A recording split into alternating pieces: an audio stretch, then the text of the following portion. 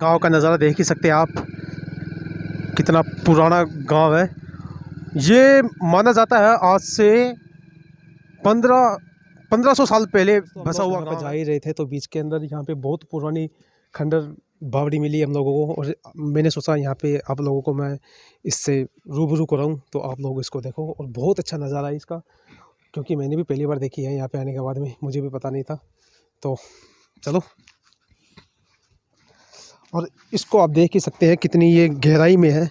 और कहते हैं ये बहुत, मतलब पानी यहाँ यहाँ तक पानी था इसका पहले, मतलब यहाँ तक पानी आता था पहले, यहाँ तक पानी तो उसके बाद में अब तो पानी नहीं है फ़िलहाल। तो आओ चलो नीचे चलते हैं अभी। दिखाओ इधर से पूरा व्यू। वाह, मुझे तो डर लग रहा है इसमें। हो यार दोस्तों, ऐसा लग रहा है जैसे कि ये कोई महल हो और ज़मीन से निकला हुआ महल हो कोई पुराना। तो कितने फ्लोर है इसके? 1 2 3 4, और एक ज़मीन के नीचे है बिल्कुल, क्योंकि वो पत्थरों से बिल्कुल दब गया था। 5 फ्लोर है इसके अंदर।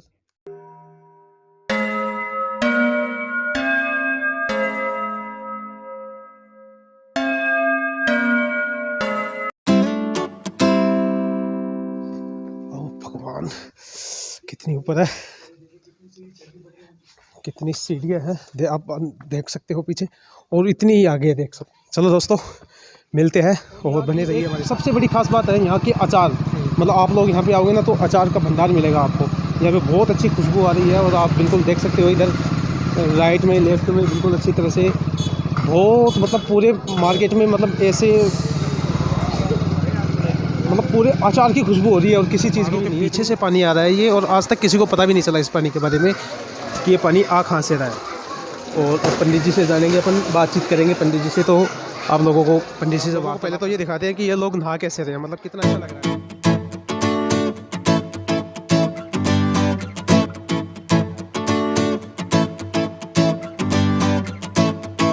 भीम गुफा है ये, और यहाँ पे अलाउ नहीं है ऊपर जाना।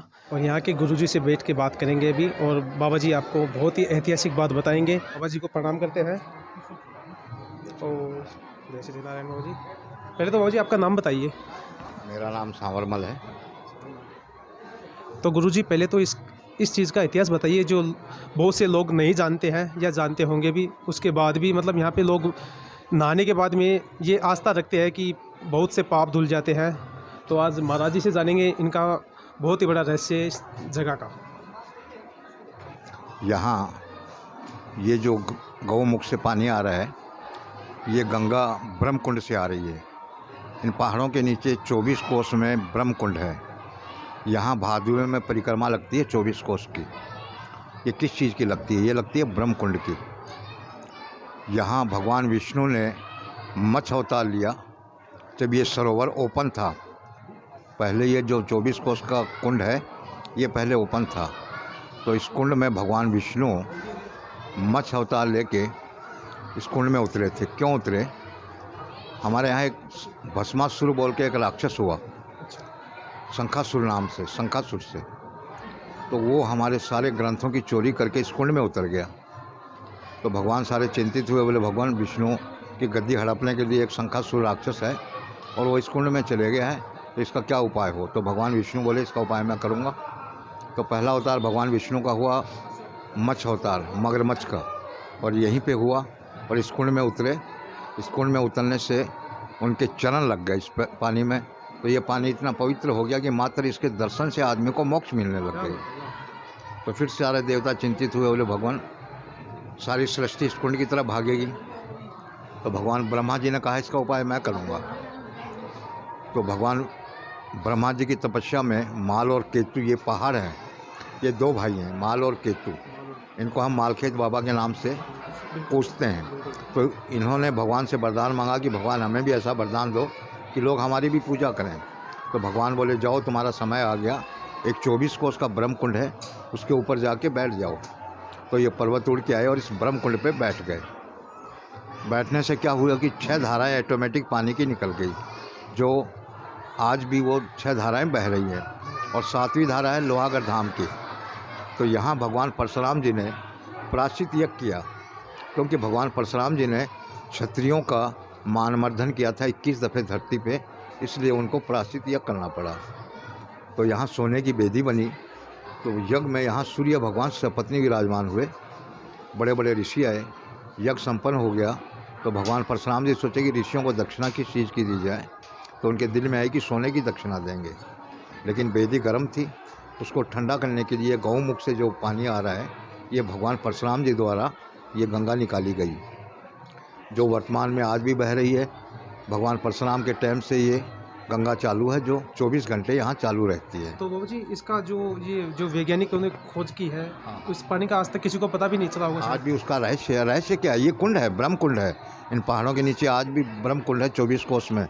भादु में यहाँ परिक्रमा लगती है। अच्छा। हर साल 8-10 लाख यात्री यहाँ परिक्रमा करते हैं। तो वो किस चीज़ की करते हैं? वो करते हैं ब्रह्म कुंड की।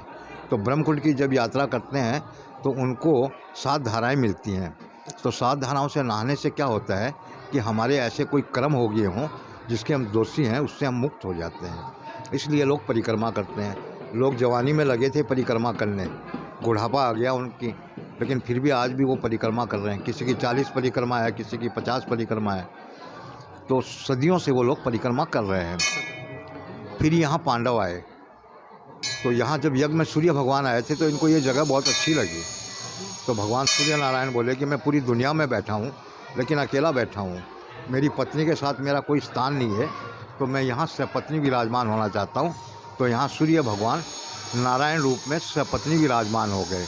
इनके साथ माता छाया बैठी है, जो शनि महाराज की माँ है। फिर यहाँ पांडव आए। पांडव यहाँ 2 दफ़े आए। एक तो अज्ञातवास के अंतिम समय में आए, जब वो लोग बैराट नगर में राजा के यहाँ नौकरी कर रहे थे। तो राजा का एक साला था कीचक, बड़ा बलवान था, उसको हर कोई नहीं मार सकता था। तो भीम के और उसके किसी बात पे कहासुनी हो गई, तो भीम ने उसको मार दिया। मारने से राजा सोचा कि इनका पता करो कि ऐसा कौन बलवान है जो मेरे साले को मार सकता है। तो उनको पता था कि अगर ये राजा पहचान जाएगा तो 13 साल की सज़ा फिर हो जाएगी। तो पांडव भाग के यहाँ आ गए। यहाँ आए तो यहाँ जंगल हुआ करता था, कुंड था, मंदिर था, लेकिन इस कुंड में खाली सूर्यवंशी नहा सकते थे, राजा महाराजा नहाते थे, क्योंकि रजवाड़ों के राज थे। आज तो आम आदमी नहा सकते हैं, उस टाइम खाली राजा रजवाड़ा नहाते थे। तो यहाँ भीड़ नहीं होती थी। तो पांडव यहाँ रात को पहाड़ों में घूमते थे और सुबह एक पीछे गुफा बनी हुई है, उसमें प्रवेश कर जाते थे। फिर अपना समय बिताए, यहाँ से चले गए। फिर महाभारत का युद्ध हुआ, युद्ध जीत गए। जीतने के बाद उनकी इच्छा हुई कि हम लोग सब कुछ छोड़ के हिमालय में जाएंगे। तो हिमालय में जाने की जब तैयारी करने लगे तो भगवान कृष्ण जी ने कहा कि आप कहाँ जा रहे हो? बोले हम तो सब कुछ छोड़ के हिमालय में जा रहे हैं। तो बोले हिमालय में तो जा रहे हो, लेकिन आप जब मरोगे तब आपको मोक्ष नहीं मिलेगी, क्योंकि आपके हाथ से गुरु और भाइयों की हत्या हुई है। तो उन्होंने पूछा भगवान मोक्ष का रास्ता बताओ। तो भगवान ने कहा तुम तीर्थों में जाओ, और जहाँ भी तीर्थों में जाओगे वहाँ अपने शस्त्रों को धोओगे, और जहाँ तुम्हारे शस्त्र गल जाएंगे वहाँ तुम्हें पाप से मुक्ति मिल जाएगी। तो फिर घूमने लग गए। घूमते घूमते दोबारा फिर यहाँ पहुँचे। यहाँ पहुँच के सूर्य कुंड में नहाए, यहाँ शस्त्र धोए, लेकिन नहीं गले। एक हमारे सूर्य मंदिर में पीछे कुंड है, उसको हम लोग भीम कुंड कहते हैं। वहाँ पांडवों ने जब शस्त्र धोने चालू किए तो वो कटने लग गए। तो पांडवों ने शस्त्र यहीं छोड़ दिए। लेकिन क्या रहस्य था कि पीछे वाले कुंड में उनके शस्त्र गले, क्योंकि उनके शस्त्र तो दिव्य शस्त्र थे। ये रहस्य भगवान कृष्ण जी को सब पता था कि इनके शस्त्र कैसे गलेंगे और कहाँ गलेंगे। तो उसने इसका रास्ता पहले ही खोल दिया था। जो खाटू में श्याम बाबा बैठे हैं, उनका नाम बर्बरिक था। जब उन्होंने भगवान से कहा कि भगवान मैं शीश का दान करूंगा, लेकिन उसके पहले मैं महाभारत का युद्ध देखना चाहता हूं, तो भगवान ने कहा आप शीश दान करो, आपका शीश ही महाभारत का युद्ध देखेगा। तो भगवान ने उनको अपना नाम दिया, बर्बरिक से श्याम नाम दे दिया, और दिव्य दृष्टि दे दी कि कहीं बैठे दुनिया में कुछ भी देख सकते हो। तो हम जब आरती पढ़ते हैं खाटू बाबा की, तो उसमें एक लाइन आती है, उसमें लिखा गया है माल केतु में ज्योत विराजे। तो ये माल केतु क्या है? ये माल केतु ये पहाड़ है, यहीं से उन्होंने कुरुक्षेत्र महाभारत का युद्ध देखा इन पर्वतों से, और यहाँ से उनका शीश बहता बहता खाटू पहुँचा। खाटू जाके खेत में दब गया और ऊपर से मिट्टी फिर गई। वहाँ एक गाय आके खड़ी होने लगी, तो उसका दूध ऑटोमेटिक निकलने लगा। तो लोगों को ये लगा कि रोज़ ये गाय खड़ी होती है, क्या रहस्य है? तो वहाँ जब खुदाई हुई तो वहाँ श्याम बाबा का शीश निकला। तब से श्याम बाबा खाटू में स्थापित हैं और आज भी उसकी पूजा ब्राह्मण करते हैं, लेकिन उसके संचालक हैं वो राजपूत हैं, चौहान हैं। तो ये यहाँ का इतिहास है। तो हमारे कहा गया है कि जितने भी हमारे तीर्थ हैं उनके तीर्थों के राजा तो हैं पुष्कर जी, तीर्थराज कहलाते हैं वो, क्योंकि ब्रह्मा जी का दुनिया में एक ही मंदिर है और वो पुष्कर में है। और ये लोहागढ़ धाम है, ये पूरे तीर्थों का गुरु है, क्योंकि यहाँ भगवान परशुराम जी ने प्रायश्चित यज्ञ किया, भगवान सूर्य नारायण यहाँ सपत्नी विराजमान हुए, पांडवों को यहाँ पाप से मुक्ति मिली। तो ये सारे तीर्थों के गुरु हैं। तो गुरुजी हम लोग आपसे ये जानना चाहते हैं कि ये इसकी स्थापना कब हुई थी, मतलब आप थोड़ा इसके बारे में बताओ। ये जब भगवान परशुराम जी यहाँ प्रायश्चित यज्ञ करने आए थे तब ये वेदी बनी, और वेदी सोने की बनी थी। तब ये भगवान सूर्य नारायण यहाँ सपत्नी विराजमान हुए। तब से इस गांव का गांव उजागर हुआ।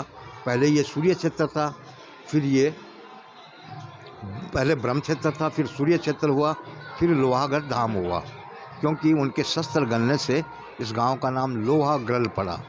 लोहा जैसी कठोर धातु भी यहाँ गली। तो ये सारे तीर्थों के गुरु हैं। बहुत बहुत धन्यवाद। जय श्री नारायण महाराज।